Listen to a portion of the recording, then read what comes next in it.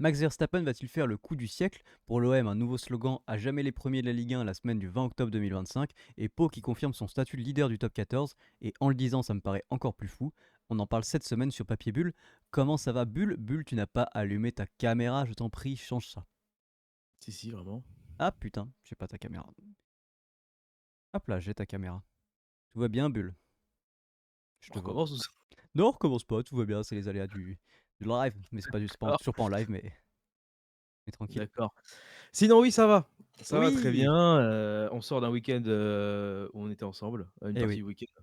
Du oui. coup, on a fait plein de trucs, on a vu plein de trucs. Peut-être qu'on en parlera. Et, et oui, peut-être qu'on en parlera, effectivement. Donc voilà. Et donc un week-end de sport, parce qu'on a vu pas mal de sport quand même ce week-end, notamment du rugby, notamment un petit peu de foot, notamment de la Formule 1. Et on va pouvoir en parler, et je pense qu'on va attaquer tout de suite avec le top 14 jingle.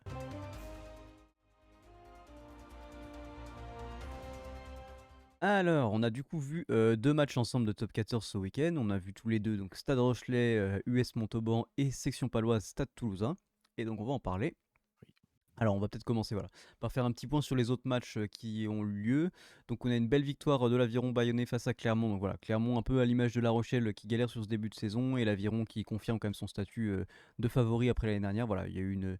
On le disait, hein, c'est encore serré en ce début de saison, donc forcément une défaite ça peut te faire passer sixième et une victoire ça peut te refaire passer deuxième, hein. Là ils ont fait le yo-yo, je crois qu'ils ont fait genre deuxième, sixième, deuxième. Donc voilà, rien n'est fait, même pour Clermont, même pour La Rochelle qu'on voit en bas de tableau, ça peut très vite remonter. Tout est encore faisable. Montpellier qui confirme, on va dire, sa bonne forme des dernières semaines avec voilà, une victoire face à Lyon. Lyon qui était pourtant bien, qui avait commencé, qui avait fait un bon début de saison. Une victoire de l'UBB qui n'est pas énormissime face à l'USAP quand même, qui est dernier du top 14 et bon, c'était pas non plus la folie, dont un essai de pénalité pour Perpignan, il me semble. Castres qui bat le Stade français d'une courte tête avec 5 points d'avance et donc un point de bonus offensif pour le Stade français. Et Toulon qui, dans le match de dimanche soir, a écrasé le Racing et donc voilà, qui fait aussi une bonne montée au classement. On va attaquer tout de suite donc avec le premier match qu'on a regardé qui est Stade Rochelet US Montauban. Est-ce que tu as deux trois trucs à nous dire? Je t'écoute. Bah, comme on s'y attendait, en réalité, voilà, c'est un match un peu à sens unique, à vrai dire. Montauban, c'est bien triste pour eux, mais je pense que la saison va être très compliquée. Heu, bon, nous, en tant que supporters rochelais, on est plutôt contents parce que, bah, il y a une victoire et au final, c'est ce qui compte, quoi. Et on a vu, plusieurs essais, un très gros match notamment de Botia, non, content et malgré le fait qu'on ait quand même pris, je crois, 2 essais, il me semble? 3 je crois, hein, ils 3, finissent à 19 3 points même, donc c'est pire. Voilà, c'est un peu le petit bémol si je dois en trouver un, pour oui, moi, parce mais que voilà. finalement, ça reste. Voilà, heureusement qu'on a gagné, mais j'ai envie de te dire qu'il y a d'autres équipes qui ont mis des branlées à Montauban. Nous, c'est aussi une branlée en soi. Mais tu vois, on prend quand même 3 essais. Il y a que 30 points d'écart, même pas. Si, un peu plus de 30 points d'écart. Donc, c'est pas non plus une folie furieuse, quoi. Mais Voilà. les essais qu'on a marqués étaient bien et il faut juste qu'on réitère. Comme tu l'as dit, Botia, il fait un match. C'est-à-dire que la première action, c'est lui qui amène à l'essai. Genre, c'est lui voilà, qui est dans la course, l'avant-dernière course avant l'essai de Noël. Juste après, il fait une percée énorme avec une passe décisive pour Lavaux. Et après, il marque un essai voilà, sur un ballon porté, il me semble. Que... Mmh. Donc, énorme match de Botia. À 36 ans, il a toujours des jambes de folie. D'ailleurs, dans un mois maintenant, un peu moins, oui c'est ça, un mois, on a la tournée d'automne de l'équipe de France avec donc France-Fidji à Bordeaux et Botia qui n'est pas sélectionné chez les Fidji. Ah ouais? Voilà, je Ouais. sais pas. Pourtant, il me semble qu'il a pas officiellement pris sa retraite internationale, mais je sais pas s'il considère qu'il est trop vieux ou pas en forme. Mais bon, écoute, bah, moi je suis d'accord avec aucune des deux affirmations que je viens de dire, c'est-à-dire ni trop vieux ni pas en forme. Donc écoute, Ouais. pas sélectionné avec les Fidji. Après, il y a un gros vivier de joueurs aux Fidji, donc je pense que ça va. Donc comme je disais, c'est de Noël et c'est de Lavo et c'est de Botia. Il me semble que j'allais en citer d'autres, Doublé. peut-être doublé de Botia. Ouais. Ah, et oui, j'en avais oublié un. Essai d'Ouest, non? Ou essai de. Il y a un moment, je me souviens d'un ballon, d'un petit par-dessus d'Ouest qui fait une Reste. belle course, Ouais. mais. Donc voilà, Ouest qui fait un bon match et qui fait un bon début de saison, je le trouve beaucoup plus rassurant que juste avant justement qu'on le dégage malheureusement un petit peu de La Rochelle. Beaucoup plus serein au pied, voilà. Niniashvili est énorme, comme d'hab, s'il a joué, je me souviens plus. Je dis énorme, mais Il est rentré j'ai un il est doute en rentré fait. pour sûr, est-ce qu'il est Ouais, sorti puis re-rentré? Je sais pas. je ne sais plus. Il a joué, oui. Mais voilà, j'ai été rassuré, surtout qu'on n'a pas mis que nos gros joueurs. Greg était pas titulaire. Voilà, genre, on a vu Mathias Haddad qui était là. J'étais content de son niveau de jeu. Voilà, il y a plein de choses rassurantes. Moi, je continue de le dire. La Rochelle est 11e. Un match de retard, ça veut rien dire. Mettons là, le match qu'on a en retard, on le gagne si on le fait ce week-end et on fait on va dire victoire ou victoire avec bonus. On peut être genre 3 ou 2, tu vois. Donc bon, Ça va euh, vite. finalement, ça va très vite. Donc Ouais. voilà, moi je maintiens comme la semaine dernière, il y a des bonnes choses à La Rochelle. Euh, et Le deuxième le match. le Oui, vas-y. le point noir, juste vite fait pour terminer, le point noir en réalité, c'est la blessure de Bourgarit, Ah oui, il me et semble oui, quand oui. même. Alors, qui se tenait l'aine rapidement quand même dans le match. Bourgarit qui n'a pas été épargné par les blessures les saisons dernières, hein. Ah non. J'espère qu'on va pas avoir un nouveau Gabriel Lacroix à La Rochelle, ce serait quand même terrible, mais avec un joueur là qui se blesse, se blesse, se blesse. Et surtout quand le pire c'est que c'est Ouais. même pas les mêmes blessures à chaque fois, donc enfin, c'est vraiment pas de bol pour Bourgarit et je pense que c'est dur pour lui. Là pour l'instant j'ai pas encore vu d'infos sur l'indisponibilité, mais pareil, je crois que l'infirmerie à La Rochelle qui est quand même déjà un peu remplie quoi, donc on va falloir faire attention. Antonio, je crois qu'il devrait revenir dans pas trop longtemps. Mais Mmh. voilà. Ouais, Le gros match de ce week-end, le match entre le premier et le deuxième, il me semble, à ce moment-là, quand il y a le match. c'est ça. Donc Mmh. le match pour définir qui finira premier cette semaine, c'était section paloise Stade Toulousain à Pau, samedi soir. Et c'est la section paloise qui s'est imposée. Et oui, la section paloise prend seule la tête du classement de top 14. Et ça, c'est quand même un truc de fou. Qu'est-ce que t'en Ouais. penses? Bah, c'est qu'on s'attend pas forcément. Ça confirme ce qu'on disait un peu la semaine dernière, c'est-à-dire un très bon début de saison, qui on va dire, bah, ils confirment quoi. Ils confirment qu'ils sont toujours en forme, donc j'espère pour eux en tout cas que, bah, ça va continuer en vrai parce que, bah, c'est cool d'avoir encore plus d'équipes qui vont se battre pour le top du classement quoi. Et non, ouais, on avait un bon match, un bon gros match avec Toulouse qui a mené, jusqu'à, bah, la toute fin en réalité. Jusqu'à la toute fin et une pénalité, pour Pau Il y a un qu'ils ont essai. décidé Oui, pardon. de quoi? Oui, oui, oui, continue, continue. Oui, pardon, une pénalité qu'ils ont, donc pour Pau, qu'ils ont décidé de jouer en touche et de pas jouer directement entre les poteaux. S'ils avaient marqué la pénalité entre les poteaux, ça aurait fait égalité.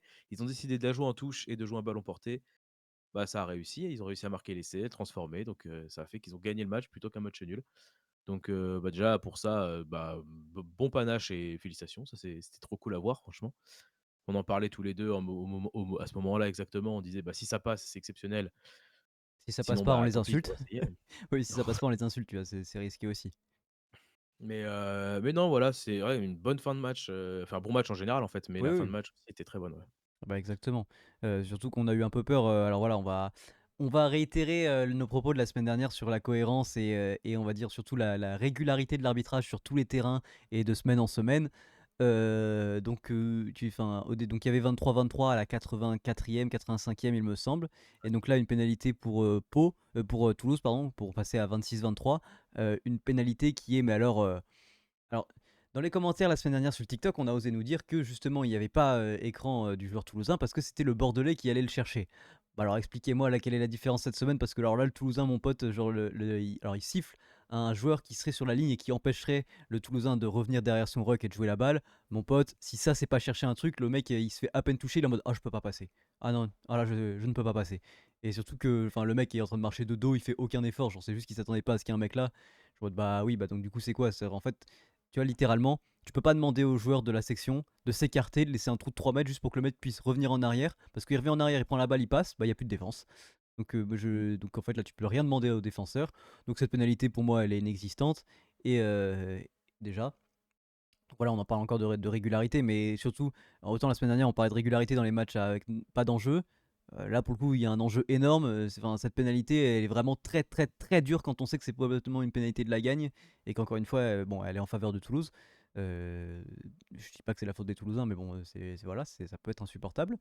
Euh, et euh, Sachant que du coup Hugo Mola a quand même dit après le match, alors il a nuancé ses propos, mais bon, Hugo Mola c'est le spécialiste de faire la chouineuse sans faire la chouineuse, c'est-à-dire que voilà, c'est lui contrairement aux autres, il va pas dire oh l'arbitre a été mauvais, il va le dire en deux temps pour pas qu'on le prenne pour une chouineuse, mais son propos était oh il y a pas de souci, moi quand l'arbitre il m'explique, bah, je peux comprendre, bah juste là on comprend pas, faut juste qu'il nous explique, voilà quoi. Mais je parle pas d'arbitrage. Il a quand même dit je parle pas d'arbitrage pour après en parler 2 minutes. Bon, euh, Monsieur Hugo Ouais. Mola, quand on est Toulouse, quand on a quelques coups de sifflet quand même de temps en temps, parce que c'est normal, c'est l'équipe avec le momentum, c'est l'équipe qui est la meilleure, faut les provoquer ces coups de sifflet, mais quand même quand on a quelques coups de sifflet toutes les semaines favorables, on évite d'ouvrir sa gueule parce qu'on fait une défaite. Et quand on fait 3 défaites sur les 5 derniers matchs, bon, on se remet en question et évidemment, quand tu dis on parle pas d'arbitrage, et ben on ne parle pas d'arbitrage du tout, ça ira mieux. Ouais. Donc voilà. Bah, ouais, ouais, c'est vrai que, bah, pour revenir sur cette action-là, cette fameuse pénalité, c'est vrai que bon, bah, le Palois, il se relève à peine, c'est-à-dire du ruck, enfin du voilà, du ruck. Mm. À peine relevé, il fait juste, voilà, 2 pas en arrière pour juste se remettre dans l'alignement et pas être hors jeu. Mais il voit pas, et en plus, ça se voit, il ne voit pas ce qu'il y a derrière, genre, Ouais, il clairement pas. recule, hein. Et bon, oui, bah, c'est vrai que, Non, mais il n'y a aucune ça volonté d'empêcher le joueur en fait, genre c'est fou quoi. non, non, non. Bah, après voilà, c'est pas parce qu'il y a pas volonté qu'il y a pas faute, mais juste là, en l'occurrence, il y a pas volonté et pour moi, il y a pas faute non plus. Non, Genre, mais le si l'autre il Toulousain, fait il un peut très bien effort, passer sans problème. exactement. Je comprends pas pourquoi l'arbitre est allé siffler cette pénalité-là, je sais pas. Mais Ouais, je sais pas. bon, j'ai bah, heureusement pour Pau au final, que ça s'est bien passé. Mm. Mais ouais, j'ai pas compris. Bon voilà. Toujours est-il que je trouve ça dur de se plaindre de l'arbitrage en après-match. Moi, je suis pas contre que les arbitres, que les coachs se plaignent de l'arbitrage. On dit toujours, il faut pas parler de l'arbitrage, faut pas machin, faut pas. Si, si, moi je suis pour qu'on se plaigne et que, genre. Enfin, en fait, si on se plaint pas, on remet jamais en cause l'arbitrage et donc du coup, on n'avance jamais dans les règles et dans ce qui va pas. Donc, moi, je suis pas contre que les coachs ou les joueurs, des fois, parlent de l'arbitrage quand il y a des problèmes.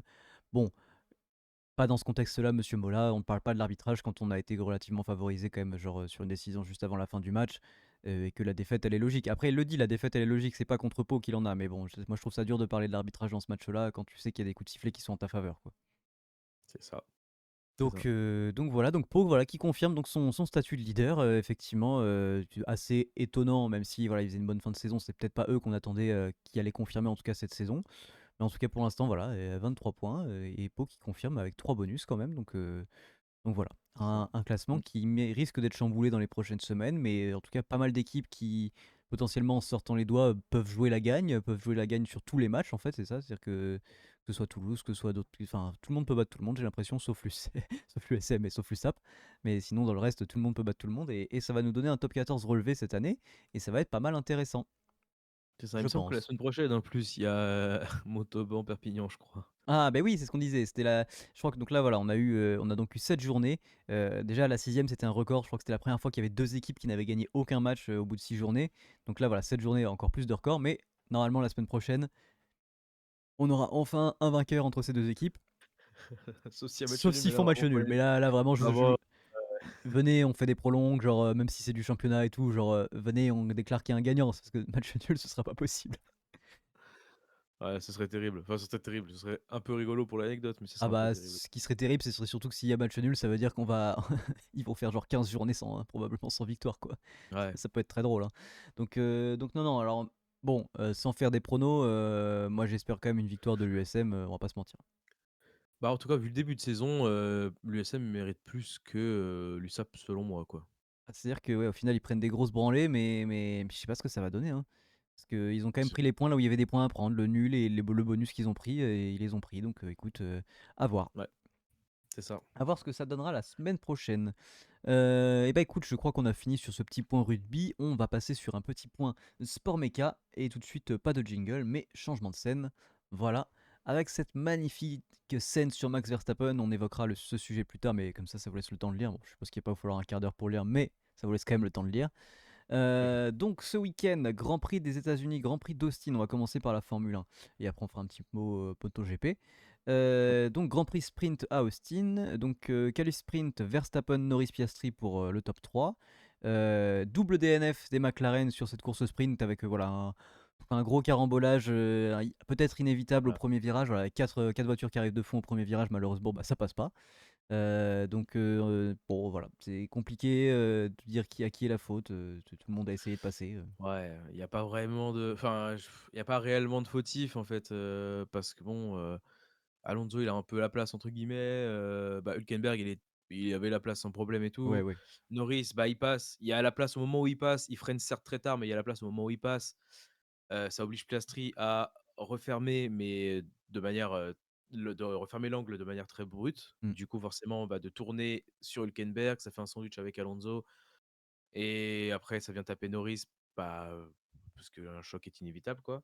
En fait, il y a pas vraiment de fautif, q c'est compliqué d'en trouver un en réalité. C'est pour ça qu'il y a pas eu d'investigation d'ailleurs, qui c'est D'ailleurs, pas allé oui. plus loin, hein, mais Alors, Romain Grosjean, lui, il disait qu'en gros, il y avait pas de fautif sur l'action et c'était plutôt une erreur sportive, peut-être d'un point de vue. Alors, il disait Piastri parce que c'est juste qu'en gros, Piastri se retrouve derrière Norris et que en gros, à ce virage-là, l'habitude, c'est qu'il y ait des gens à l'intérieur. Il y a toujours des gens à l'intérieur, c'est normal. C'est les gens qui partent un peu plus loin ont la place d'y aller parce que le virage est assez large et se referme vraiment fort sur la gauche.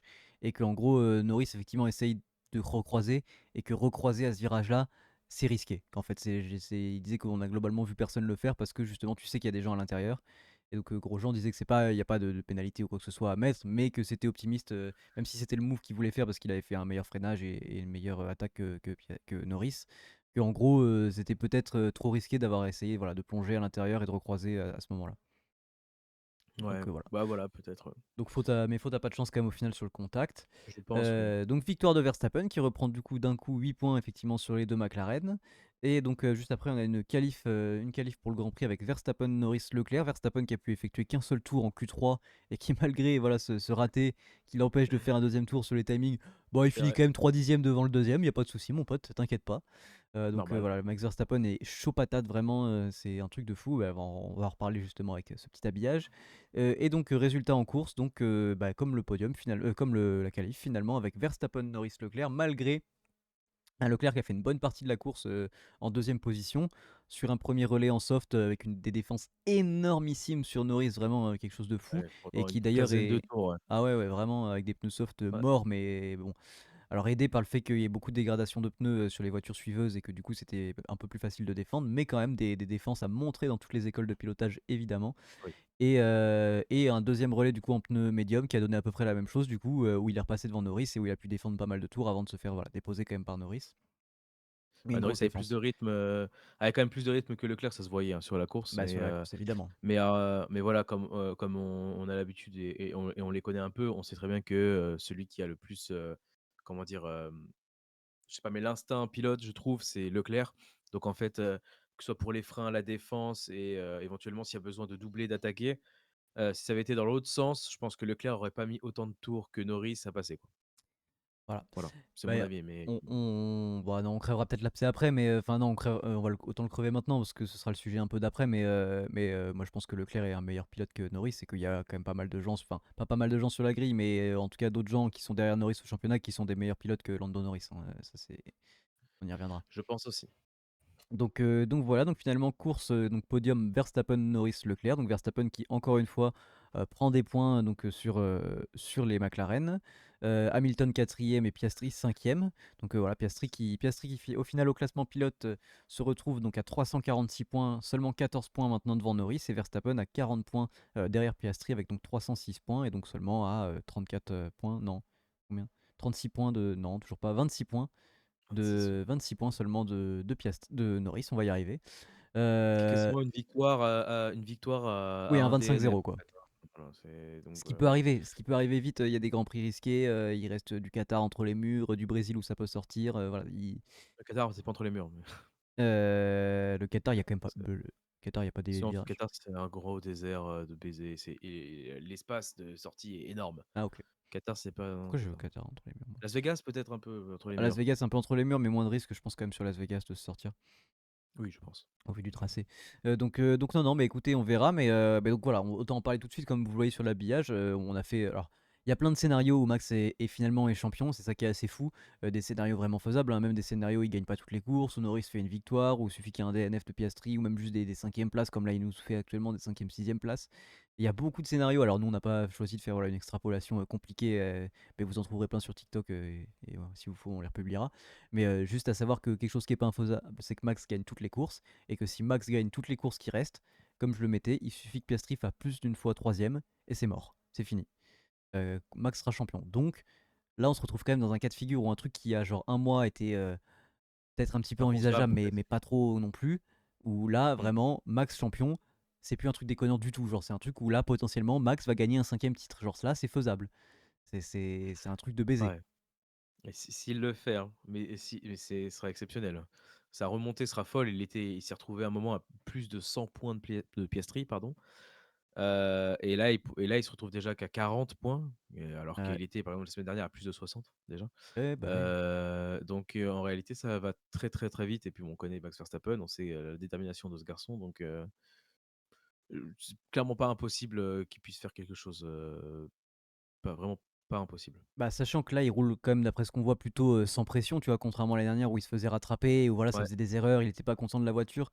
Là, ils sont dans une bonne dynamique Red Bull avec, donc voilà, l'arrivée quand même de Laurent Mekies et il est dans un truc où je l'ai vu, tu vois? J'ai vu une décla où il disait, «Je prends mes week-ends un à un, je vois ce qui se passe, si la voiture elle est bien, on roule et puis c'est tout» et en fait, je sens que ce Max Verstappen, libéré, en tout cas libéré d'un poids, de la pression chez Red Bull, de la pression potentiellement de savoir ce qui se passe à la tête avec Christian Horner et tout ça. Ça nous donne un Max qui est d'une rapidité extrême et surtout avec des problèmes qui ont été solutionnés, en tout cas sur la Red Bull pour certains cas. Donc non, non, là on a un Max qui est quand même. Enfin, moi si je dois mettre une pièce, je crois que je mettrais une pièce sur Max en fait, sur les sur Piastri et Norris et Max. Je pense que c'est celui que je parierais en fait. Donc ouais. voilà. Je C'est ça, mais je comprends et avant, quand il y a un truc, on disait, on l'a dit il y a quelques podcasts qu'on pensait que ça allait être Piastri, plutôt que Norris. Bah, là, il y en a un nouveau qui rentre effectivement, Max et quand on sait de quoi est capable Max Verstappen, qui est, je pense, le meilleur pilote de la grille, pilote pur évidemment, bah, franchement, il fait peur presque. Il peut Ah faire ouais. peur aux autres et j'ai l'impression que, au vu des derniers grands prix, c'est plus McLaren qui se saborde plutôt que Verstappen. Enfin, Verstappen évidemment fait des grosses performances, hein, mais McLaren est en train de se saborder, j'ai l'impression, depuis 2 ou 3 grands prix, quoi. Ah bah, il y a de ça aussi, peut-être enfin, c'est comme dans d'autres sports, hein, c'est-à-dire que malgré tout, l'expérience d'être champion, ça te fait, ça fait quelque chose quand même. Tu sais comment gagner, même si tu te dis que c'est con, mais en fait, ça fait vraiment un truc d'avoir déjà gagné. Et, Ouais, non, non, mais surtout, enfin, au-delà de ça, ce qui serait énorme, c'est que le titre se joue genre à la dernière course. Ça, déjà, c'est toujours trop cool quand ça arrive. Mais alors, surtout, si le titre se joue à la dernière course entre trois pilotes, mais c'est retour à Abu Dhabi 2010 avec Weber, Vettel, Alonso. Enfin, c'est une dinguerie. Voilà, si on a trois pilotes qui peuvent prétendre au titre à la dernière course, c'est monstrueux. Enfin, franchement, la saison sera incroyable et sera une saison à noter, tu vois, et à bien marquer sur tous les bien calendriers de sûr. la Formule 1. Celui-là, il est pas mal quand même, la saison 2025. Donc, Ouais. à voir ce qui se passera donc à Abu Dhabi. Euh, voilà, petit débat quand même qu'on voulait avoir parce que bon, moi j'en ai juste plein le cul. C'est alors, je sais pas si c'est une question de médiatisation, mais je trouve aussi que les médias en font des caisses et ont un rôle à jouer que je n'aime pas du tout là-dedans, même si on sait que la F1 est un peu une faiseuse de héros, et en tout cas Liberty Media est un peu un faiseur de héros, et que ce qui compte avant tout, des fois, c'est le spectacle et le storytelling. Mais aussi bien dans son propre écurie, et voilà, je trouve que Norris est extrêmement mis en avant pour quelqu'un qui n'a pas du tout mené la plupart du temps du championnat, qui n'a pas été, encore une fois, très stable mentalement, même s'il y a eu du mieux pour un mec quand même qu'on disait que cette année ça allait être réglé, ça a quand même pas du tout été régulier du tout d'un point de vue mental. J'en ai plein le cul qu'on ne parle que de Norris et pas de Piastri. On parle d'un mec qui est sur sa troisième saison en Formule 1, qui domine le championnat quand même de la tête et des épaules depuis une bonne partie maintenant de la saison, et on n'en parle pas du tout. Et Romain Grosjean l'a dit, et moi je suis entièrement d'accord avec lui. Zach Brown pardon, et Andrea Stella peuvent nous dire tout ce qu'ils veulent. Je trouve que Norris est largement favorisé dans toutes les décisions, même s'ils ne disent qu'il n'y a pas de pilote numéro un et que les papaya rules sont faites pour les deux. J'estime que quand tu veux absolument être champion du monde, constructeur ou pilote, et alors en l'occurrence pilote avec Max qui revient, tu dois favoriser quelqu'un. Et j'estime qu'il n'aide pas Norris, qu'il n'aide pas Piastri. C'est-à-dire que tout est fait pour que Norris aille mieux mentalement, que Norris puisse se battre, qu'il y ait une bataille entre les deux. Mais pardon, mais du coup que tu te focalises que sur un de tes pilotes, alors que c'est celui potentiellement qu'on a le plus besoin, mais parce que c'est lui qui est le plus en difficulté. Et je trouve ça pas normal. Bah, oui, je suis du même avis complètement parce qu'en fait, alors moi, du coup, au-delà de ça, effectivement, Piastri est selon moi et selon, je pense, beaucoup de gens, un meilleur pilote que Norris et fait partie, je pense, des meilleurs pilotes de la grille, quand Norris n'en fait pas partie, selon moi. Je veux dire, pour moi, il y a vraiment d'autres pilotes qui sont meilleurs que Norris. C'est juste, je pense que tu les mets tous à voiture égale, Norris n'est pas deuxième au championnat, mais loin de là pour moi. Pour moi, il est Oui, oui. peut-être dans le top 10, mais voilà, c'est plutôt Oui, bas oui, du non, top mais 10 oui. que Oui, oui. qu'en haut, quoi. Il est pas évidemment qu'il n'est pas, nul à chier ou quoi que ce soit, hein, c'est pas du tout ce que je dis. Évidemment que non. Mais par contre, voilà, Piastri est un bien meilleur pilote que Norris et effectivement, voilà, ils en font aussi, je pense, effectivement, des caisses sur Norris, alors que, bah, clairement, tu as un mec qui est, comme tu l'as dit, un pilote, 1 au classement pilote depuis, Depuis moult, la sixième course, je mois crois. maintenant, ouais, mais c'est quasiment depuis le début qu'il est premier et qu'il domine, le championnat et en plus, les résultats sont réguliers, quoi. C'est-à-dire que vraiment c'est Même si voilà, il y a une petite baisse de régime ouais, c'est récemment, mais quand même oui, quoi. Mais du coup, favorisé par le fait que son écurie est genre à 90% tournée vers Norris, enfin, t'as beau dire que c'est pas le cas, genre, on parle que de lui au final. On parle que de lui alors qu'il est pas premier au championnat. c'est Donc, ça. mais même moi j'en ai rien à foutre, je mets les pieds dans le plat, hein. Si d'ailleurs s'il faut citer des pilotes qui sont meilleurs que Norris, je suis désolé, hein, mais donc Piastri est un meilleur pilote que Norris, Lewis Hamilton est évidemment un meilleur pilote que Norris, Max Verstappen est évidemment un meilleur pilote que Lando Norris, Charles Leclerc est un meilleur pilote que Lando Norris, Fernando Alonso est un meilleur pilote que Lando Norris, donc j'en ai déjà 5 qui sont devant lui et là pour le coup j'ai pas eu besoin de réfléchir, et potentiellement il y en a d'autres derrière, alors après il y en a d'autres où ça peut peut-être se défendre, mais je pense que potentiellement Pierre Gasly est un meilleur pilote que Lando Norris aussi. Donc voilà, il y a des noms derrière qui sortent facilement. Mais Lando Norris, vu à quel point on en parle, bah, je suis désolé. Si tu es autant médiatisé et si on parle autant de toi, alors que tu n'es pas régulier, je ne trouve pas ça normal. Donc Oui, voilà. bah, oui, oui, c'est vrai, bien sûr que oui, oui, c'est vrai.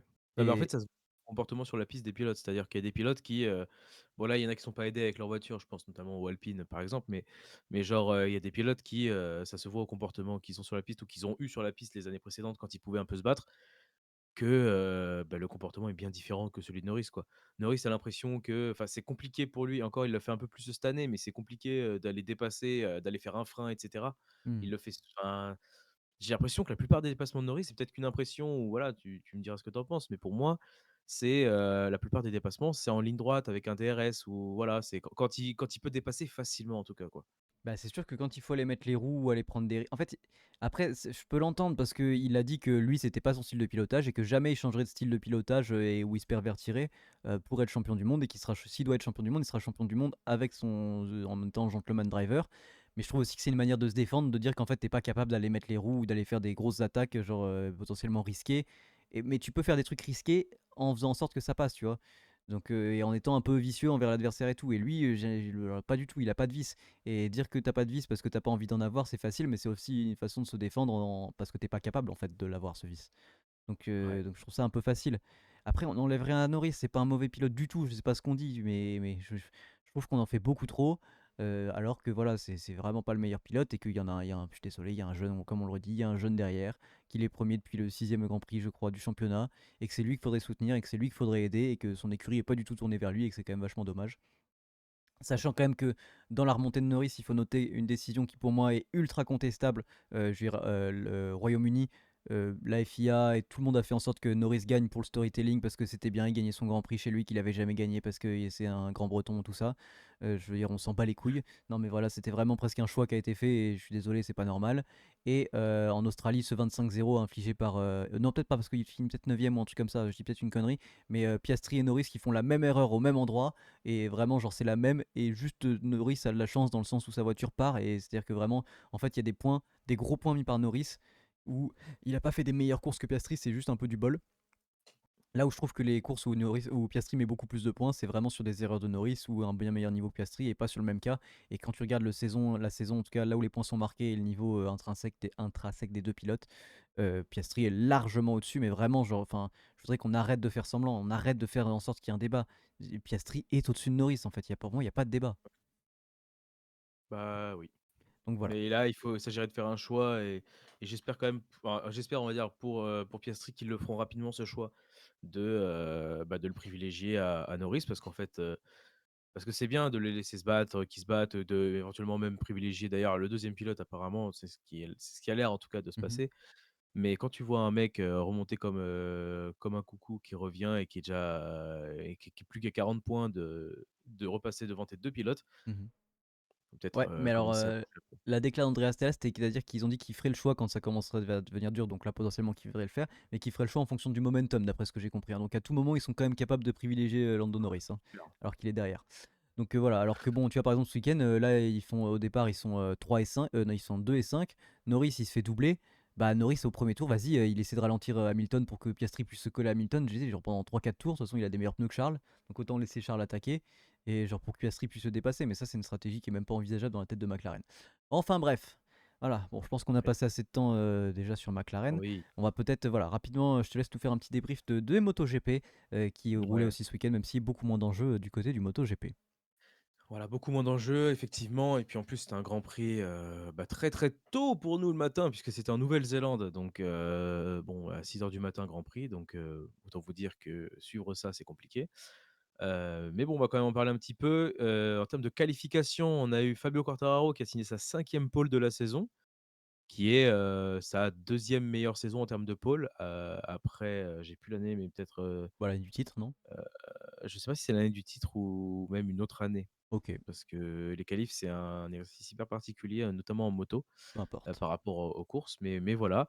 Donc, pole une nouvelle fois pour Fabio Quartararo, deuxième place pour Bezzecchi et Jack Miller, troisième. Voilà. Bagnaia, qui est en Q2, fait 11e en qualif et Zarco n'est pas passé la Q1 et 15e. En sprint, course sprint, Bezzecchi remporte la course sprint devant Raúl Fernandez et Acosta.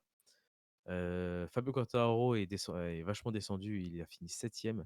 Il a eu du mal en course et il a eu du mal en course, tout le week-end, Fabio Quartararo, c'est Mhm. dommage. Mais bon, Zarco fait 12e, Bagnaia 19e. Encore une fois, hein, le week-end de Bagnaia est catastrophique, hein. Ça, c'est à l'image de, la plupart de sa saison. En réalité, depuis, allez, 5-6 grands prix, c'est catastrophique pour Bagnaia. Il n'y arrive pas. Il y a juste un grand prix où, hop, il était un peu partout, mais c'est tout. Voilà. Bref, on va passer, la course principale, le Grand Prix remporté par Raúl Fernandez qui obtient sa première victoire en MotoGP. On a eu beaucoup de premières victoires cette année, c'est assez cool.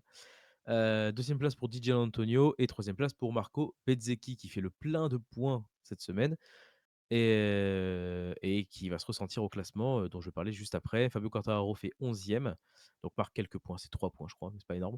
Et il y a eu 4 DNF dans la course, dont Bagnaia qui ne marque décidément aucun point ce week-end et Johan Zarco malheureusement qui est aussi tombé. Au classement, le gros changement, c'est, Bezzecchi qui monte sur le podium du coup devant Bagnaia. Voilà, c'était un peu attendu au vu des week-ends de Bagnaia. On attendait juste que, Bezzecchi marque suffisamment de points pour y arriver et c'est chose faite.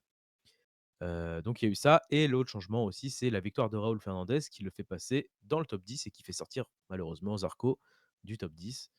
Voilà le gros changement, les gros changements, on va dire, au classement, même si, comme tu le disais, l'enjeu n'est pas et loin d'être aussi important qu'en F1, puisqu'on a déjà le champion du monde. Donc voilà, week-end de moto en Nouvelle-Zélande. Voilà, rien de plus à dire. Bah, Voilà. moi, ce que je souhaiterais dire quand même, parce que pareil, là, en termes de chercher des excuses et tout ça, moi, c'est pas le genre de truc que j'aime, mais bon, ça vous l'aurez vite compris. Il y a un moment où on a le droit de tirer des conclusions, on a le droit de faire des hot takes ou pas sur des choses. Euh, Francesco Bagnaia a, alors pas de la chance, mais c'est bien, a été champion du monde, on a dit quoi, deux fois, trois fois maintenant? Deux. Deux fois.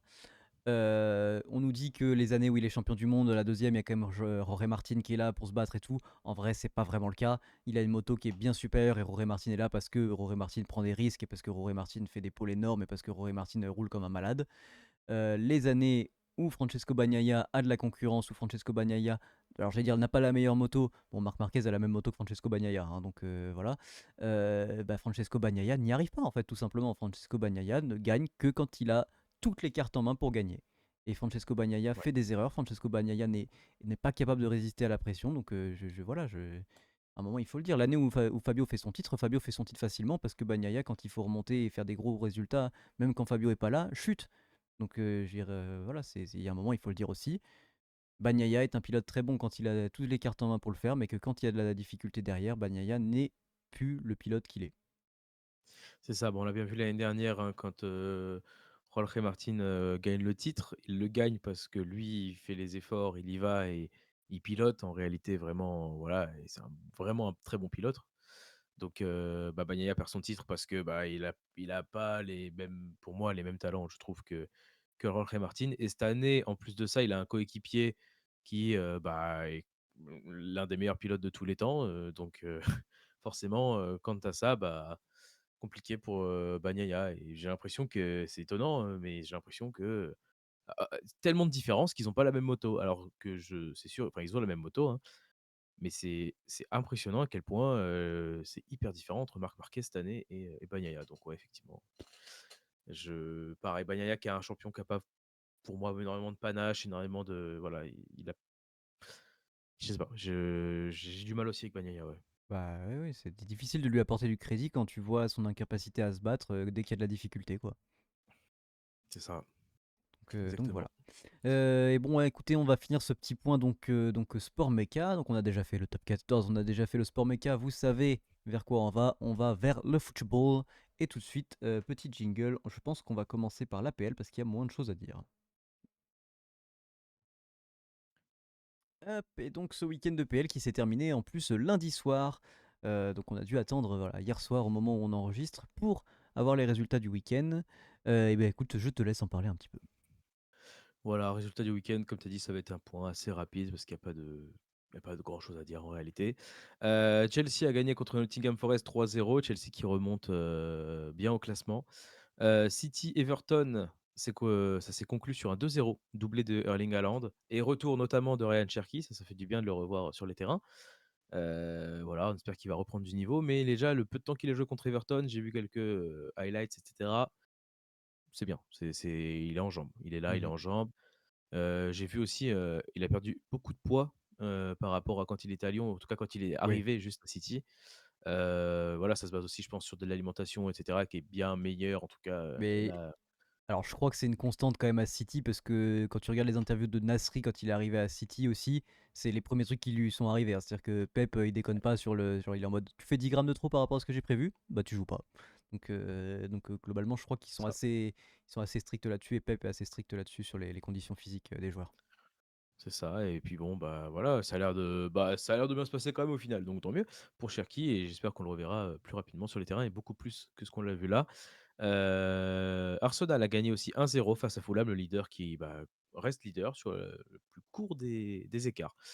Face à Fulham, le choc du week-end, c'était Manchester United qui affrontait Liverpool. Victoire 2-1 des Red Devils, donc 2e victoire d'affilée pour United. À voir si ça va continuer, hein. La semaine Non, prochaine, ils affrontent, mais Brighton, je crois. bah, je vais en dire un mot vite fait parce que j'ai pas vu le match, mais de toute façon, j'en ai plein le cul. Bon, voilà, Liverpool qui est, on verra quatrième au classement, mais on s'était dit que United, voilà, n'allait pas faire 2 victoires de suite parce qu'ils jouaient contre Liverpool, que potentiellement c'était un match tranquille pour Liverpool pour se rassurer un peu. Et bah, pas du tout. Et non, pas du tout, pas du tout. Et c'est bizarre, mais United, qui est un peu, bah, qui est capable de battre, des grosses équipes comme là, par exemple, Liverpool, mais qui est capable potentiellement de perdre dans quelques semaines contre West Ham, par exemple. Donc, en fait, tout est possible. L'équipe est un peu, Bizarre. elle est bizarre et et on se dit que tout est possible avec cette équipe-là. Point classement rapide, Arsenal donc reste en tête avec 3 points d'avance sur City, qui est revenu deuxième. Une grosse remontée de Manchester City sur ces 3 dernières semaines. Liverpool complète le podium, troisième à Pas égalité de du points tout. avec Bournemouth. Ah si, pardon. Oui, mais alors on a Bournemouth qui est devant. Ah bon, pardon, voilà, excusez-moi, C'est ouais, juste voilà. pour ça. Donc c'est Mais ça, voilà, pardon, c'est ça. Donc voilà, ils sont à égalité, on va dire, à la troisième place, c'est la différence de but qui joue. Voilà pour la PL. eh Ça aussi. ben oui, rien de fou à dire là-dessus. Si peut-être éventuellement gros week-end de nos Français quand même en PL avec combien 8 buts français, un truc comme ça. Euh, Énorme, Triplé de beaucoup. Mateta, alors Bournemouth, je crois qu'il y a un but français aussi à Kroupi, voir. ouais, Eli Kroupi, junior. Donc voilà. Doublé, ouais, il y a eu, 2 buts dans le match de Burnley, 2 buts par des Français. J'ai plus les noms malheureusement, mais voilà, les 2 buts, 2 buteurs différents de Français. Mukiele a marqué pour Sunderland. Donc ouais, Ouais, ouais, ouais, énorme c'est bien. week-end français en PL. Voilà. C'est ça. Donc ça fait on en revient quand même au fait de dire qu'on a un énorme vivier en équipe de France et qu'en équipe de France, c'est marrant, mais on marque pas de but. Bon, étonnant. Oui. Bah, le vivier n'a pas Euh, énormément changé en équipe nationale. Enfin bref. Ouais, bon, bref, voilà, c'est toujours le même point, hein. On va passer tout de suite à la Ligue 1 parce que c'est ce qui nous intéresse. Et voilà le classement de Ligue 1 qui est chamboulé, vous le voyez tout de suite. Et tu vas nous en dire un peu plus. Je crois que tu as des choses à dire. Oui, un peu. Je vais prendre les matchs dans l'ordre chronologique. Premier match du week-end, c'était Paris Saint-Germain-Strasbourg. Heu, Gros match, gros match. J'ai pas pu voir le match parce que j'étais pas dispo, mais j'ai vu énormément de moments du match et ça s'est conclu par un match nul 3 partout, qui est un score en vrai logique quand on regarde le match, je trouve en tout cas. Il y a eu une bonne réaction du Paris Saint-Germain, mené 3-1, revient 3 buts partout. Il y a eu un but, de Ramos, un but de, Barcola, il me semble et Mayulu pour, terminer. Voilà, on a eu le retour de blessure de Désiré Doué et de Kvaratskhelia, ça c'est le bon point, on va dire. Voilà, le match était bon, mais le score est logique pour moi. Voilà, il y a pas eu de choses qui font que le Paris Saint-Germain mérite de gagner plus que Strasbourg et inversement selon moi. Donc voilà. On a eu, Lyon qui a affronté Nice et qui a perdu 3-2 face à Nice. Hem, j'ai un très bon ami à moi qui est supporter lyonnais et qui m'a dit, il y en a marre que, Fonseca ne veuille pas faire jouer de vrais numéro 9. C'est-à-dire qu'il y a 3 numéros 9 sur le banc, 3 jeunes numéros 9 sur le banc et bah, ils n'ont pas joué en tout cas. Enfin, ils sont rentrés sûrement, mais ils ont pas joué, ils ont pas commencé. Donc c'est-à-dire que le numéro 9, donc l'attaquant de pointe, pour ceux qui ne savent pas ce que c'est un numéro 9, c'est, heu, censé être quelqu'un qui est un vrai buteur quoi, un vrai tueur normalement, mais bon, voilà. Donc on a ça et pour Lyon, on a eu un doublé de Schulk pardon, qui a eu une très bonne déclaration à la fin du match, en tout cas qui a un bon état d'esprit, je trouve. Enfin, la plupart des gens, en tout cas, devraient trouver, hein. C'est qu'il disait: «Bah oui, c'est bien, j'ai marqué un doublé, mais en vrai, j'en ai rien à foutre d'avoir marqué un doublé parce que j'aurais préféré qu'on gagne, quitte à ne pas marquer». Donc voilà. Donc Bah oui. Mais du coup, Nice, quand même, enfin, pour en revenir à ce qu'on a dit les dernières semaines, c'est Nice c'est un peu le United du foot français. C'est-à-dire qu'il n'est pas capable de gagner un match en Ligue des Champions, enfin, ou pardon, en Europa League, même contre des petites équipes, mais qui par contre, voilà, va battre Lyon, qui malgré tout faisait un bon début de saison et qui là va perdre contre Nice, quoi. non. Ah Lyon, on va perdre contre pardon, si, excuse-moi. Si, tu as raison. Oui, je suis complètement d'accord. C'est un peu ça. Nice, c'est un peu, bizarre. C'est capable de gagner contre Lyon qui fait un très, très gros début de saison, mais effectivement, pas capable de gagner, en coupe d'Europe ou même en Ligue 1, hein. Ils sont Même en Ligue capables 1, oui, d'aller d'ailleurs. perdre contre Metz, hein, donc bon, voilà. Voilà pour le match de Lyon. Monaco a joué contre Angers ce week-end et a été freiné un but partout. Monaco, c'est pareil, hein, Monaco, c'est un peu en demi-teinte cette saison, hein, c'est très bizarre, hein. Mhm.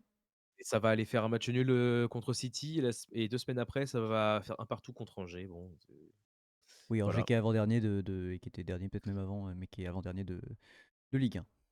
voilà, donc bon, voilà. Mais le match du week-end qui a fait que vous avez le classement que vous avez sous vos yeux maintenant, c'est Marseille-Le Havre qui s'est conclu par un 6-2 en faveur de l'OM donc. Quadruplé de Greenwood, voilà.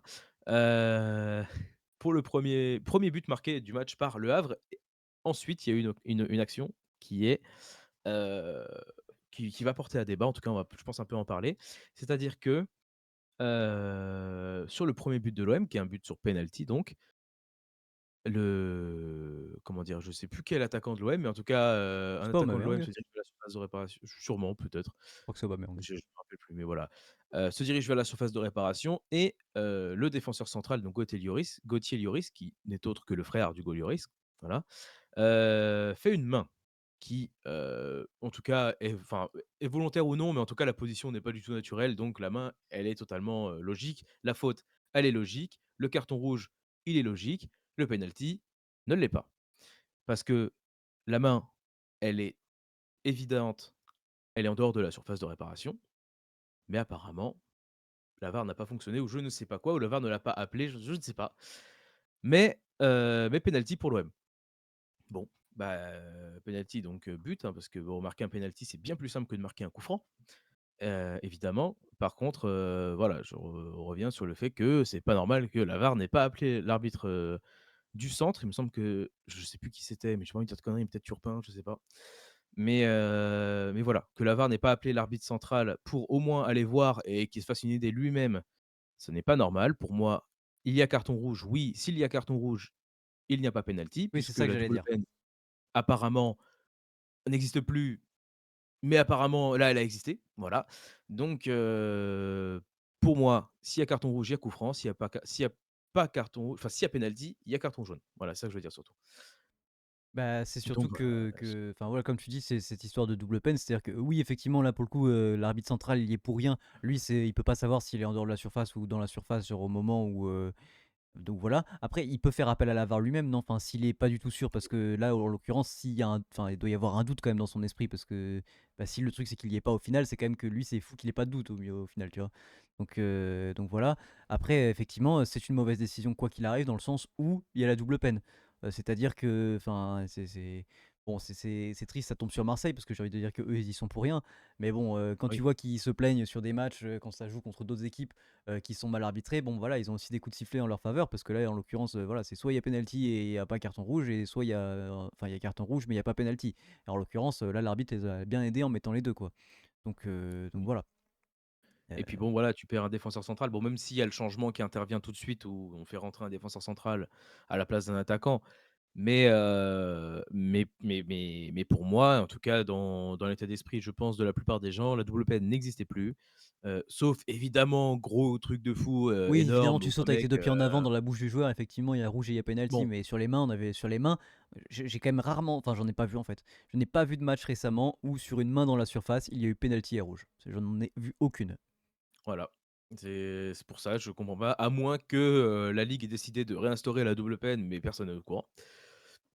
Moi, je voilà, je comprends pas. Donc bon, décision assez, particulière qui aide forcément beaucoup l'Olympique de Marseille pour, le reste du match, hein, puisque, bah, victoire 6-2 forcément, Mmh. voilà, avec un homme en moins du côté du Havre. Déjà que le Havre n'est pas la meilleure équipe de Ligue 1, c'est un fait, hein, voilà, donc bon, c'est avec un mec en moins face à Marseille qui est un prétendant au titre, c'est compliqué. Voilà. Donc après, voilà, hein, c'est bon, j'ai quand même envie de le souligner. Donc on a dit quadruplé de Mason Greenwood, qui du coup apparemment est très fort pour apporter ses points, notamment à Marseille, mais aussi dans la gueule de sa femme. Bon, apparemment voilà, hein, quand on apporte des points d'un côté, c'est dans tous les sens qu'on les apporte. Donc non, bah, faut le dire quand même, moi je trouve ça fou qu'on puisse faire jouer ce genre de personnes, mais après tranquille. Voilà. Bah, ouais, un mec qui est banni d'équipe d'Angleterre, un mec qui est banni de Première Ligue, Non, mais non, qui a le puis droit sinon de jouer on dans le parle pas d'un championnat. mec qui est genre, suspecté ou quelque chose. Là, on parle d'un mec qui est condamné, hein, donc vraiment, voilà, c'est problématique. Bon, voilà, c'est Ouais, faut le dire. c'est dommage. On met les pieds dans le plat, sur Papier Bulle. Oui, Voilà, c'est pas c'est ça. compliqué, hein. Oui, non, ça va vite. Bref, point classement du coup, grâce à cette victoire, l'Olympique de Marseille prend la tête du championnat Bah, comme avec je 18 disais, à points jamais les juste premiers la semaine du devant 20 octobre. exactement, voilà. Avec 18 points, devant le Paris Saint-Germain et Strasbourg qui sont à égalité de points, voilà. Heu, mais du coup, mauvais résultat pour Lyon qui les fait redescendre à la 5e place. Voilà, on Oui, verra ce que ça rien va de particulier à donner, dire, mais on verra qui sera champion d'automne, voilà. Toulouse. Toulouse? Ouais, OK. Putain, il faut faire un effort là. tranquille.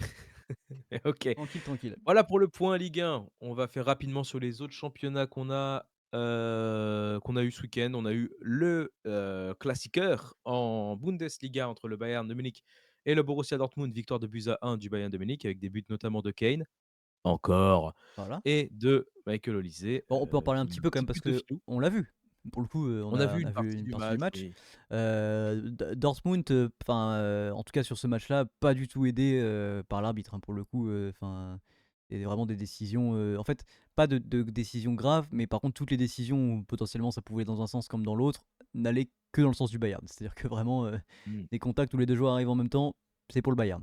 Donc gros match évidemment du Bayern et encore victoire, mais je trouve pas une victoire, fantastique, sur Dortmund. C'était, de Dortmund qui peut être content de ce qu'ils ont produit quand même. Oui, oui, oui, je pense bien sûr que oui. Après voilà, le Bayern a globalement dominé le match et Oui, la oui, victoire, oui, on va oui, dire, est logique, bien sûr. sans problème. Et donc, loin de ses standards de cette saison, puisque le Bayern, c'était à peu près 5 buts par match cette saison. Là, on a marqué que 2, un peu décevant. Voilà. Mais Kane a marqué Voilà, son mais but. bon, mais Kane a marqué son but, donc ça va, et Olise a marqué, donc on est tous contents. Évidemment, le Bayern qui est toujours sur que des victoires cette saison, hein. Il y a que ça, même en Ligue des Champions. Donc, quand est-ce que ça va s'arrêter? Peut-être contre Paris, je ne sais pas, peut-être. On verra. Mais voilà. Voilà pour la Bundesliga. Je vais parler rapidement de la Liga. Donc, victoire du Real, 1-0 face à Getafe. Mbappé qui a marqué, pour changer également. Unique buteur donc de ce match, 2 cartons rouges pour Getafe, assez fun fact, pas très fun au final, mais un des cartons rouges de Getafe a été encaissé, enfin concédé par, Nyom, il s'appelle, qui est rentré en jeu 1 minute avant son carton rouge. Voilà. Son tacle est complètement con aussi, Mais on est d'accord qu'il mais tacle un joueur qui a pas du tout la balle? ah oui, oui, c'est Vinicius qui fait un appel et il lève le pied au niveau du genou pour faire tomber Vinicius, mais voilà, donc bah, carton rouge direct. Il venait de rentrer et à peine rentré, il ressort. Ah ouais, Voilà, il ouais. a à peine goûté à la pelouse, qu'il est rentré goûter, à l'eau chaude des vestiaires. Et de l'autre côté, victoire du Barça également 2-1 face à Gérone, Voilà, rien de plus à dire, parce que c'est le Barça et voilà.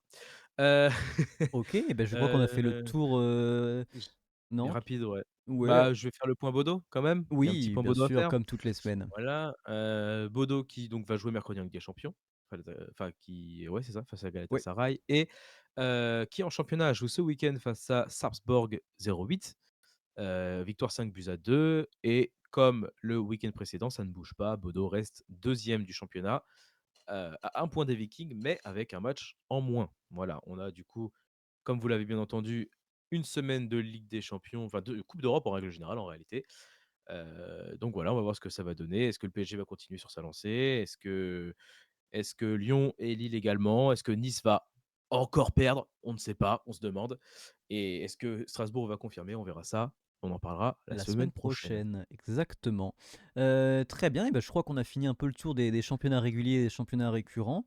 Des petites infos en vrac, ce week-end. Bah, je vais peut-être commencer, tiens, sur les petites infos en vrac. Première fois qu'on va parler de NFL, mais voilà, moi j'aime bien le sport US et je sais de regarder de temps en temps. Et donc ce week-end, on a eu un match assez exceptionnel, de par son résultat. Donc on avait les Giants de New York qui jouaient contre les Broncos de Denver. Et donc un match qui se termine sur le score de je l'ai pas noté, c'est quand même dommage. Je vais vous dire ça tout de suite. Hop là, attendez. Juste pour pas dire de conneries, quand même, ce serait mieux. Donc, ce qui se termine sur un score donc de 33-32. Donc, à savoir que je crois que 10 minutes avant la fin, donc c'est donc pour ceux qui connaissent pas, donc on a des cartons de 15 minutes donc en football américain. Et donc voilà, on a vraiment ce système d'une attaque contre une défense, et les équipes tournent, etc. etc. On avait donc un 29, pardon, il me semble 29-0 si je dis pas de bêtises, à la 10e minute, enfin il restait 10 minutes dans le dernier quart-temps, 29-0 pour les Giants. Match tranquille, hein, on se disait que bon bah voilà, c'était relativement plié. Comme je vous l'ai annoncé, c'est une victoire de Denver. Me direz-vous comment ça s'est passé? Et bah c'est pas compliqué, Denver a marqué 33 points dans les 10 dernières minutes du match, donc avec je ne sais plus combien de touchdowns, donc voilà, les Broncos qui reviennent beaucoup, New York qui finit par avoir faisons les choses dans l'ordre. Un touchdown donc a marqué à 1 minute 50 de la fin par les Broncos qui les font passer devant. On se dit ok putain, ils ont réussi à faire une remontée énorme, c'est vraiment genre le match du siècle potentiellement. Voilà, en tout cas ils reviennent, c'est fou. Et donc New York qui va faire une bonne possession et qui va, il me semble, aller soit marquer un touchdown, soit un field goal, je ne sais plus. Mais donc voilà, qui va marquer une dernière fois malgré tout dans les 1 minute 50 qui reste. Et donc là à ce moment-là il reste 30 secondes de match. On se dit putain, Denver ils ont quand même donné tout ça dans le dernier quart-temps pour rien au final. Et Denver qui, dans les 30 dernières secondes du match, avec deux énormes passes de leur quarterback, vont réussir à remporter le match sur un touchdown. Donc énorme victoire, vraiment sensationnelle. Enfin, pour ceux qui s'intéressent voilà, à la NFL, c'était vraiment un match de fou furieux. En tout cas, ce que a fait Denver, c'est vraiment quasiment du jamais vu. Donc énorme match ce week-end entre les Broncos et les Giants. Incroyable. Oui. Nickel. C'est vrai que c'est très rare, on en parlera pas beaucoup, mais parce qu'on regarde pas forcément spécialement la NFL, plus toi évidemment, Oui, voilà, mais en tout mais cas, ouais, oui, c'est le match de un l'année, scénario de il y a fou. match de l'année, il y a aucun doute, tu vois, déjà, alors que Mmh. vraiment, on est globalement à la 7e journée. Mais ce sera le match de l'année, je n'ai aucun doute là-dessus, et potentiellement le match de la décennie, tu vois, enfin facilement, c'était un truc de baiser, genre personne n'y croyait, quoi. C'est ça. Bah, ouais, scénario de fou. Scénario de fou comme, lors des championnats d'Europe de tennis de table. C'est pas forcément le scénario qui est fou, mais c'est juste pour l'histoire, c'est sympa. Championnat d'Europe de tennis de table qui avait lieu, cette semaine et la semaine d'avant aussi, je crois que c'était sur 2 semaines, il me semble. Oh oui, il me semble. Ouais, parce qu'on a commencé enfin, on voulait en parler la semaine dernière, puis c'était pas fini, donc en fait, à quoi bon? Mais les frères Lebrun et Simon Gauzy qui, ramènent un nouveau titre européen, enfin un titre européen en fait, à la France 27 ans après le dernier. Donc voilà, ils ont gagné notamment en finale face à la Roumanie, sans problème, net 3-0, il me semble. victoire, voilà, c'est ça, 3-0, pas plus, pas moins. Ça suffisait. Voilà. Donc voilà, gros championnat, et puis c'est bien, ça prouve qu'on monte en gamme au tennis de table, ça c'est cool. Bah, au-delà de monter en gamme, c'est-à-dire que on a donc les frères Lebrun qui sont très forts, et Simon Gauzy qui est un peu plus vieux, mais qui est quand même relativement fort aussi. Et que va falloir capitaliser, parce que je sais pas si on arrivera, on aura des générations comme ça tout le temps au tennis de table. Et il va falloir capitaliser et remporter des trophées. Faire des trucs individuels, c'est bien notamment, mais souvent pour l'instant, on a eu des craquages. Voilà, au JO, on a quand même fait une médaille de bronze, c'était bien. Mais il faut confirmer ça avec des trophées comme dans tous les sports. Et donc là, voilà, c'était le moment, ces championnats d'Europe, de confirmer pour l'équipe de France et d'aller prendre ce titre. Donc ils l'ont fait, ils ont été, comme on aime le dire, et je vais le répéter, ils ont été sérieux. Et donc voilà, Évidemment. c'était, il fallait aller le chercher, ils l'ont fait, 27 ans après, c'est très bien. Donc on est très heureux et c'est mérité, c'était mérité pour cette super génération et on espère qu'elle va continuer voilà, de remplir son armoire à trophées. Ça tombe bien, en plus ils n'ont qu'une seule à remplir pour les frères Lebrun, c'est plus facile. Oui, c'est ça, exactement. Ensuite rapidement, on a eu du tennis qui est pas de table cette fois-ci, mais du tennis ce week-end avec 3 Français en finale, d'un ATP. Enfin 2 finales d'ATP et finale d'un challenge. 1 seule victoire sur ces 3 finales malheureusement, Et oui, mais quand même une. On aurait pu avoir 3. On connaît le tennis français, tout est possible. on On aurait connaît pu le avoir, sport français. oui aussi en général, c'est pas faux. Victoire donc de Luca Vornash, en finale du, challenge d'Olbia 125. Voilà, donc c'est un 125 points, ouais, vous connaissez ATP 1000, Masters 1000, mais ATP 500 machin, bah, voilà, là c'est 125 points donc. Corentin Moutet était aussi en finale face à Medvedev, dans l'ATP 250 d'Almaty et a perdu de 2-7-1, c'est dans sa finale. Et également Hugo Humbert face à Casper Ruud qui a perdu 2-0 sa finale, heu, en finale, enfin à la ATP 250 pardon, de Stockholm. Hugo Humbert qui s'est retrouvé en finale après un abandon en demi-finale, de Holger Rune. Triste abandon puisque il a abandonné puisqu'il s'est fait une rupture du tendon d'Achille. Mm. Grosse blessure et triste blessure pour Holger Rune. Donc, Hugo Humbert s'est retrouvé en finale, notamment par cet abandon-là. Je pense que la finale aurait pu être, Oui, ça aurait été Rune. Rune. Oui, oui. Je pense, Au vu voilà, du parce début de que match de la demi-finale, oui, oui. il a perdu le premier set, elle était menée 1 ou 2-0 à ce Oui, moment-là, oui. je crois, Humbert, donc voilà. Mais voilà, donc défaite en finale face à Rude et puis voilà, on espère qu'il se remettra rapidement Holger Rune parce que, bah, c'est un bon joueur de tennis et il fait plaisir à voir, quoi. Mais bon, on en parlait la semaine dernière avec la victoire, enfin avec la, non, pardon, la victoire de Vachereau, mais la deuxième place j'ai perdu son nom, tu vas m'aider, Rinderknecht? de Rinderknecht la semaine dernière. Voilà, les Français qui, quand même, depuis 2 ans, battent des gros noms. Va falloir le faire maintenant, et évidemment, comme on l'a dit, en Grand Chelem, ce serait mieux. Mais tu vois, là, on en parlait la semaine dernière et reconfirmé cette semaine avec voilà, les Français quand même qui sont capables de sortir des gros matchs et des gros noms. J'espère que c'est un bon signe, j'espère que c'est un bon signe. Mais on connaît le tennis C'est français, sûr. comme tu l'as dit, et on est capable encore de se faire tous sortir au premier tour, au premier Grand Chelem de l'année prochaine. C'est Mais oui, c'est un peu ça. le problème. Bah écoutez, très bien. Je pense on va faire du coup un podcast un peu plus court cette semaine potentiellement. Y a pas de Bah, sou- oui. Voilà, une petite heure c'est très bien. Donc on va finir avec nos petites recos en vrac. Ah si, non, avant, parce au moment où on enregistre ça, donc on est mardi 21. À dire que ça ne veut rien dire, mais pour vous dire que ce soir, et c'est un truc que du coup on va pouvoir parler, mais vous allez voir, il y aura un habillage, tout ça, mais c'est un des sports donc on va pouvoir évoquer toutes les semaines maintenant sur Papier Bulle. Ce soir, la reprise de la NBA, National Basketball Association, parce que je suis Yeah! américain.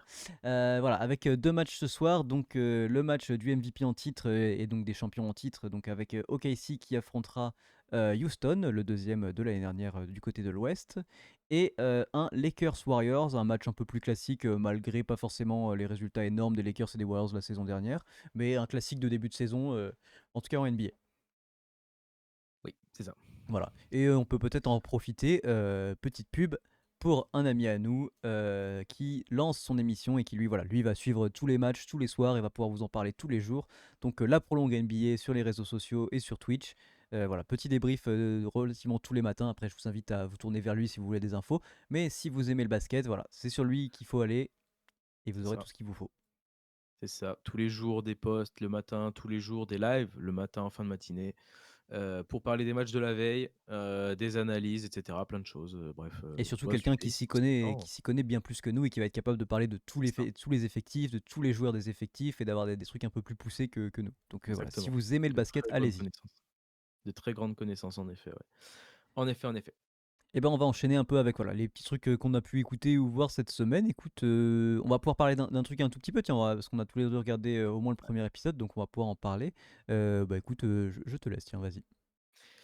Exactement, on a découvert, enfin, Papier a découvert que, un documentaire sur Billy Joel était sorti sur, Amazon, je crois, mais c'est sur HBO, je crois, hein. Oui, En tout cas, c'est produit HBO et du coup, bah, nous, on le regarde sur Amazon, parce qu'on a HBO Max, mais voilà. Donc un documentaire sur Billy Joel, qui est sorti en 2 parties de 2 heures et demie chacune, donc des grandes parties. exactement. Mais quand on voit le documentaire, bah, c'est compliqué de faire plus court. Compliqué de faire plus court tellement sa vie, il s'est passé des choses de fou. Si jamais moi, voilà, hier j'ai regardé, 2 heures de la deuxième Ah, partie, donc il me reste plus qu'une demi heure. OK. Voilà, Moi, j'ai vu que le tu premier vois? épisode. Mais voilà, bah, ouais, voilà, c'est ça. Moi, on peut parler un peu, mais enfin, de toute façon, au pire, les gens iront le voir et j'ai vraiment aller le voir. Si vous connaissez pas Billy Joel, voilà, c'est un très, très grand artiste, musicien, auteur, compositeur, interprète, tout ce que vous voulez de chansons, donc il est américain évidemment. Heu et donc ouais, on a découvert cet artiste-là par une série en particulier, en réalité moi, je veux dire en partie, Oui, voilà. Moi, c'est grâce à Brooklyn Nine-Nine, vous commencez à comprendre quoi. Mais du coup, voilà, j'ai appris, j'ai connu ça et on en a parlé un peu avec Papier et tout. On a commencé à écouter, écouter, écouter. Puis là, on a on a tous les 2 plein de vinyles de lui. On écoute beaucoup et du coup, forcément, cette semaine, j'ai énormément écouté de Billy Joel, quasiment tout le temps, en fait. mmh Je crois que c'est quasiment les seules musiques que j'écoutais cette semaine. Voilà, les textes sont exceptionnels, en La fait, les musique textes, est c'est sa exceptionnelle vraie aussi, vie. La musique, ouais, exactement, la musicalité est folle. Il est trop, trop fort. C'est voilà, franchement, écoutez, si vous allez pas forcément regarder le docu, parce que je comprends, c'est long et tout, écoutez du Billy Joel, voilà, le sens des paroles, des musiques et cetera, c'est lourd de sens la plupart. À chaque fois, c'est, voilà, lié à des rencontres, lié à quoi que ce soit et ouais, non, c'est un bon docu, je trouve, en tout cas. En tout cas, pour le premier épisode, voilà, ouais.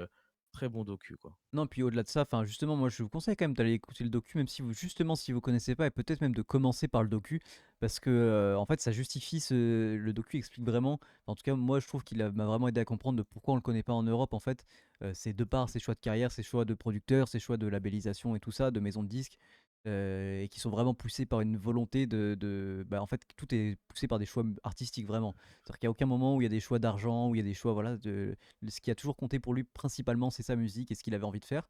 Et donc je trouve qu'on comprend vachement justement pourquoi on le connaît pas justement en Europe et en fait on le connaît pas globalement en dehors des États-Unis et pourquoi en fait c'est surtout un artiste qui a rempli des stades énormes et qui continue de remplir des stades énormes quasiment enfin, plusieurs fois par semaine, voilà, notamment à New York. C'est un New-Yorkais, c'est vraiment dit dans le documentaire. Et, euh, et qui Ah, d'ailleurs préfère voilà, remplir des stades, enfin pas préfère, mais en tout cas est plus simple pour lui de remplir des stades et un artiste de scène énorme que de vendre des albums. Donc voilà, donc oui, comme tu le disais, on adore Billy Joel. Alors, moi, je le connaissais avant Brooklyn Nine-Nine et un peu. Mais forcément, ça a aidé quand j'ai vu qu'en plus ils en parlaient dans Brooklyn Nine-Nine. J'étais en mode putain, bah, j'aimais déjà bien. Et là, du coup, ils en parlent. Donc forcément, ça a aidé à se mettre vraiment dedans. Mais voilà, ouais, effectivement, on peut que vous conseiller d'aller écouter Billy Joel. Et d'ailleurs, je me dis que vu qu'on a un peu de temps, on va peut-être pouvoir. Alors, moi, enfin, voilà, si on devait vous dire, vous conseiller peut-être éventuellement d'aller écouter des choses de Billy Joel. mmh. Moi, je vous conseillerais en premier d'aller écouter The Stranger. Et c'est marrant d'ailleurs, c'est dit dans le documentaire que quand ils l'ont écouté, les producteurs ont dit: «Oh, c'est marrant, il n'y a aucun single enfin fort sur cet album. Pardon, c'est peut-être l'album où aujourd'hui il y a genre 10 chansons sur 13, genre c'est des chansons de single quasiment, hein». Ouais. Donc voilà, avec des chansons moi que j'adore. Enfin, pour en citer quelques-unes, moi j'adore She's Always a Woman, je trouve qu'elle est absolument magnifique. Bah, The Stranger, qui est la chanson titre donc, de l'album, est fantastique. Mais voilà, toi, si tu veux, je te laisse si tu veux donner d'autres albums éventuellement ou citer d'autres chansons, mais voilà, pour vous faire un petit peu envie, Ouais, voilà. oui. Ouais, je vais en citer d'autres pour justement encore plus en citer, parce que c'est vrai que je pense que The Stranger, c'est un de ses plus gros albums, en termes de chansons, en tout cas, qu'on trouve dessus et des chansons les plus connues. Je pense qu'il y en a beaucoup qui viennent de The Stranger. Après, moi, je sais que j'aime beaucoup Turnstiles aussi, qui est, Ouais. à un autre tournant de sa carrière, voilà, Très peu qui vendu, hein. Son troisième album, t'as un style qui est voilà, pas du tout très peu vendu. ouais, ouais, très c'est ça, c'est quand il est voilà, c'est un moment de sa carrière où il a décidé de quitter, enfin, il était allé pour sa carrière justement pour sa carrière, il était parti à Hollywood en Californie et justement, bah, voilà, c'est cet album-là, c'est quand il a décidé de revenir à New York pour enregistrer ses chansons et ses albums, en fait, de là où il vient et ouais, il traite un peu de ça et ouais, c'est vrai que j'aime beaucoup Turnstiles aussi. Bon, évidemment, The Stranger, c'est incroyable. Plus vieux et enfin, du coup non, plus récent, mais du coup, plus tard dans sa carrière, Innocent Man est aussi un très bon album. Mmh. Voilà, mais c'est pour ça, en fait, c'est trop dur d'en citer, c'est trop dur de choisir. Pour moi, en tout cas, j'aime trop trop de chansons, j'aime trop d'albums, comme son deuxième album, Piano Man, bon, qui est avec, avec la chanson dedans, du même nom, hein, mais Oui, qui est peut-être, voilà, si vous en connaissez une en France, il y a des chances que ce soit celle-là potentiellement, enfin, c'est la plus ouais, connue. Uptown Girl Celle-là et peut-être? Uptown Girl, voilà, ce que j'allais dire.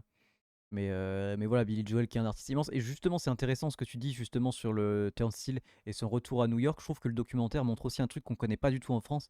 Enfin, qu'on connaît un peu plus avec genre le rap justement et tout ce truc de West Coast et East Coast. Mais c'était plutôt dans les années 90, début 2000, voilà, avec les rappeurs. Mais en fait, qui en fait est un vrai truc qui est bien plus vieux que ça justement. Et la différence de mentalité aux États-Unis et vraiment la différence de personnalité des gens entre New York et Los Angeles. Et où vraiment Ouais, les Californiens sont Californiens et les mecs qui viennent de New York sont New-Yorkais et que genre c'est compliqué en fait d'échanger et que vraiment voilà par exemple lui qui est un vrai pur New-Yorkais qui a fait quelques années à Los Angeles et qui a un moment en fait a craqué et a dit bah non, en fait je peux pas être productif et je peux pas être bon si je retourne pas à New York en fait. Donc ça je trouve ça vraiment c'est ça. intéressant. C'est ça et du coup, ouais, il le dit, il avait enfin, il le dit non, c'est les gens qui étaient avec lui qui le disaient, c'est que ça matchait pas, enfin, lui et la Californie, ça matchait pas du tout. Il Non arrivait non. pas et voilà, c'est pour ça qu'il est retourné aussi, à New York. Il a fait un bon choix, je pense, pour lui aussi de carrière. Mais du coup, bah, toi, tu verras dans la partie 2 qu'il y a eu d'autres choix dans sa carrière qui étaient un peu plus chelous et voilà, Oui bah bien sûr mais bon en tout cas mais voilà, voilà allez écouter Billy Joel, allez regarder le documentaire sur ouais, Billy Joel, Joel and So It Goes si je ne dis pas de bêtises. c'est Donc ça, voilà, sur HBO, donc bon, pas disponible pour tout le monde évidemment, mais si vous voulez prendre un essai pour HBO, franchement, bah ça vaut le coup. ouais, Donc voilà, et allez écouter au moins Billy Joel, Spotify, tout ça. Vous connaissez. c'est ça.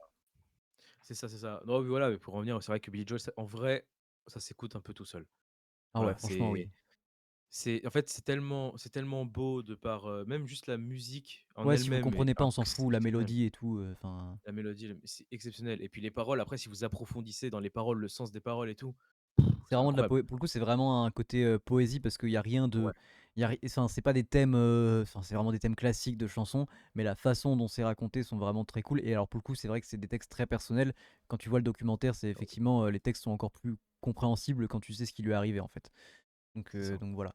Et beaucoup de chansons d'amour notamment et quasiment un album entier en fait qui parle de sa femme, enfin qui est pas sa femme à ce moment-là, mais qui est de la personne qu'il aime en tout cas. C'est ça. Donc voilà.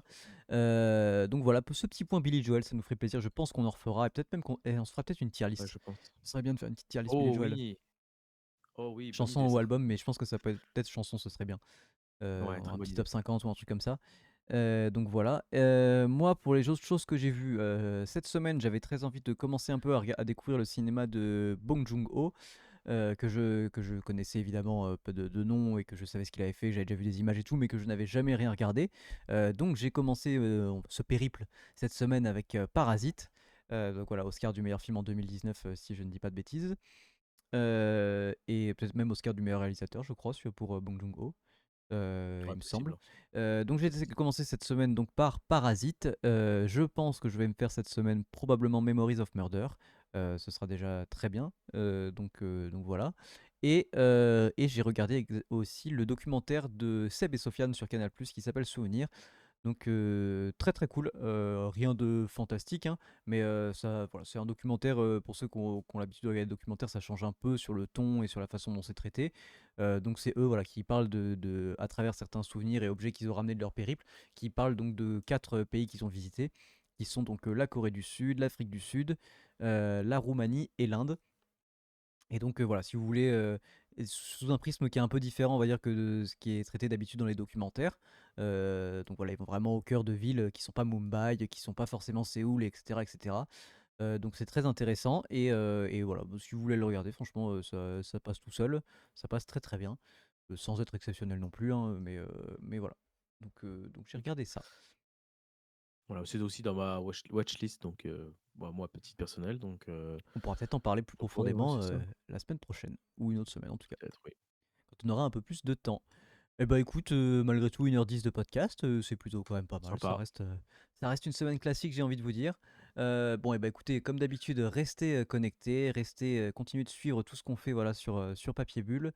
On est très content. D'ailleurs, on vous remercie pour, les vues sur TikTok, la semaine dernière, les commentaires, les gens sont restés très polis et globalement, donc on est quand même relativement très contents, voilà. Et donc continuez de nous suivre, toujours plus de films, toujours plus de recos, toutes les semaines sur Papier Bulle et pour ma part, je vous dis à la semaine prochaine.